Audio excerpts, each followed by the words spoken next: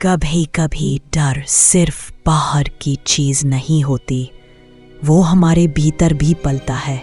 और जब कोई बच्चा हर दिन डर डर के जीता है तो उसके अंदर एक साया जन्म लेता है, एक ऐसा साया जो सिर्फ उसका होता है और जो कभी कभी उसकी रक्षा भी करता है। यह कहानी है रोहित की, एक मासूम लेकिन टूटी हुई आत्मा की, और उसके इमेजिनरी फ्रेंड बल्लू की, जो सिर्फ खेलना नहीं बदला लेना भी जानता है।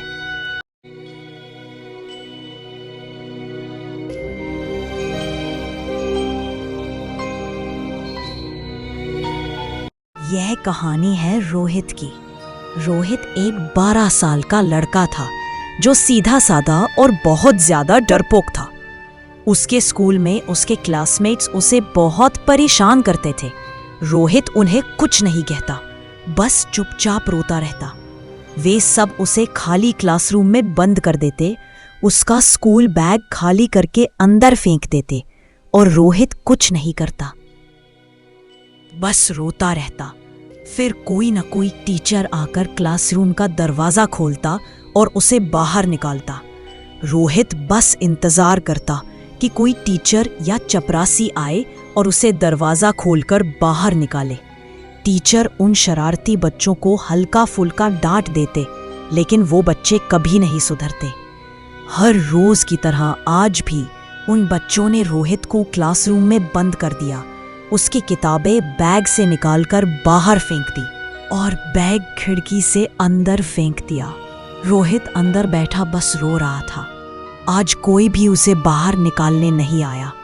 उसने 1-2 बार चिल्लाया भी, लेकिन कोई नहीं आया। वो रोना चाहता था, लेकिन फिर उसने सोचा कि यही तो वे लोग चाहते हैं, इससे उन्हें खुशी मिलती है।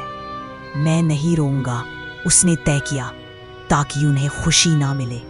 वो चुपचाप बैठा रहा। तभी उसे टेबल के नीचे से एक परछाई दिखाई दी।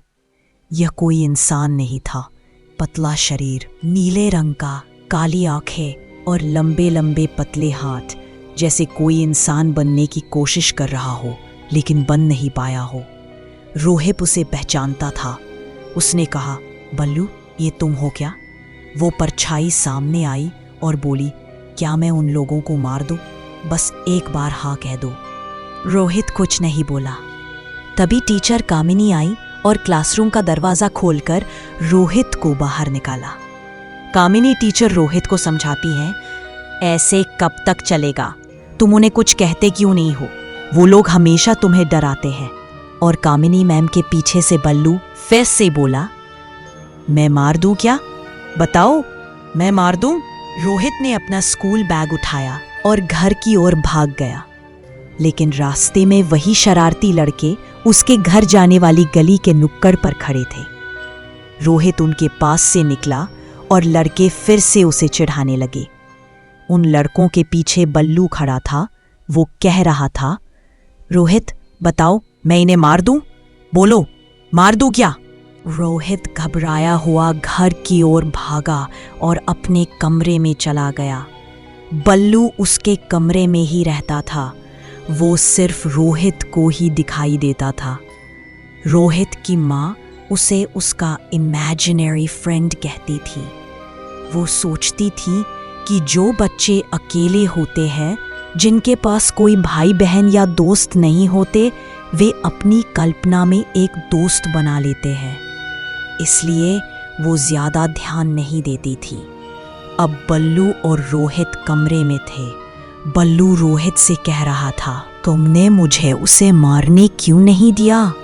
रोहित बोला, हम किसी को नहीं मार सकते, ये गलत है। और बल्लू खिड़की से बाहर कूद गया। रोहित ने होमवर्क किया और सो गया। अगले दिन रोहित स्कूल गया और लंच टाइम में अकेले एक पेड़ के नीचे बैठा था। तभी कामिनी मैम आई और बोली, अरे रोहित, यहाँ अकेले बैठे हो? कुछ खाया भी है या नहीं? यह कहते हुए उन्होंने अपने पर्स से एक सेब निकाला और रोहित को दे दिया। वो बोली, लो खाओ, खाना पीना करोगे नहीं तो उन शरारती बच्चों से लड़ने की ताकत कहां से आएगी। रोहित चुप था और तभी बल्लू उस पेड़ से उल्टा लटक गया और कहने लगा, मैं मार दूं क्या? बोलो, मार दूं क्या? कामिनी मैम चली गई और रोहित भी वापस क्लासरूम में चला गया। सारे स्टूडेंट्स रोहित को देखकर हंस रहे थे। रोहित सोचने लगा कि आज ऐसा क्या हो गया कि पूरी क्लास उस पर हंस रही है।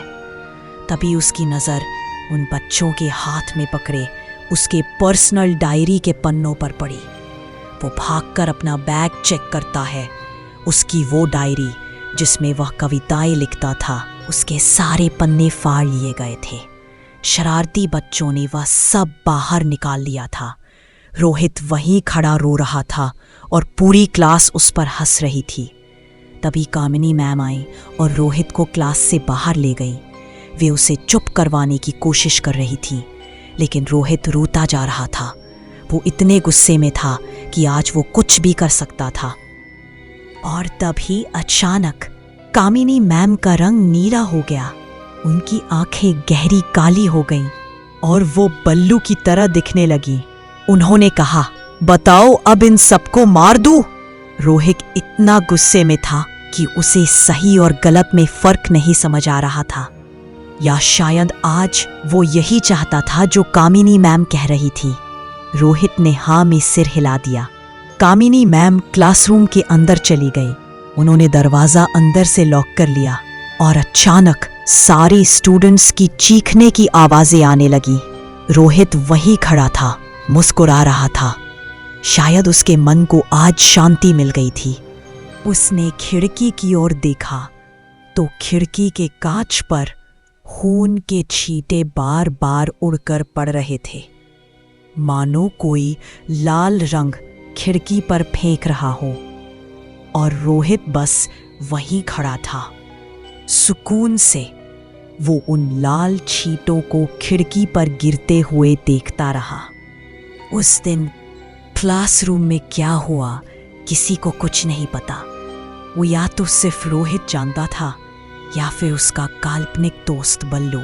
कभी कभी इंसान इतना टूट जाता है कि वह सही और गलत का फर्क भूल जाता है, और तब उसका डर ही उसका सबसे बड़ा हथियार बन जाता है। अब रोहित अकेला नहीं है। अब उसके पास एक साया है जो हमेशा पूछता है, मैं मार दूं क्या?